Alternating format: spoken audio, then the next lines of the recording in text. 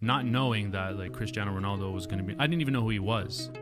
You used to play soccer professionally, Right. And you have a picture, I'll throw it on the screen, you and Ronaldo. Let's talk about that. How did you play soccer with Ronaldo? So basically, I played soccer my whole life, and growing up, I was always one of the top prospects, if you want to say that. I was a goalie. When I was 14, my team ended up going to Portugal for a soccer tournament, and we went to the finals and lost to Sporting Lisbon 1-0, I believe. And, Wow, you remember it like it was yesterday. Yeah. Well, no, it's like you always remember those instances because like growing up, you're inspiring to be one of the players on a big pro team, right? So when you play against the youth team and you're from Canada, like you never thought that you'd play against the youth of a professional soccer team. So that's why I remember it vividly. I ended up winning goalkeeper of the tournament and got an award for that. And literally right after the tournament, a scout came to my parents and said, "We want your son to stay and play for Sporting that day." Whoa. And I was in grade 9 at the time, and I was going to a private school, which my mother was very happy about.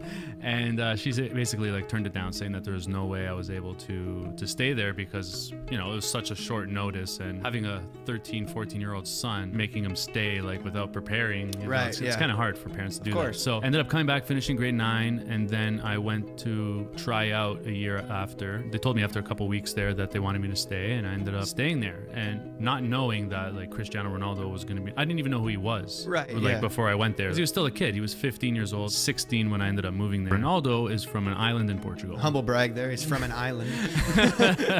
Yeah, he's from an island in Portugal. So was he rich growing up? No, No? he was Okay. dirt poor. I think that like helped him as a kid wanting to become like a very successful professional because he knew what he was going to go home to if he didn't make it. Yeah, I got to know him very well. I stayed there for 1 season, so around like 9-10 months. So we lived together, we practiced together, we never played games together, but it was really cool, like because when I was a kid, we would all just be like hanging out, like joking around, playing video games, and he was literally the only person that would always have a tennis ball on him, like trying to juggle, do tricks, trying to put it through people's legs.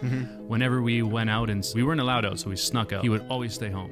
Like there was Just no good kid, focused. Yeah, now you Now see you- why. Yeah, right? now he's Like- signing $90 million contracts.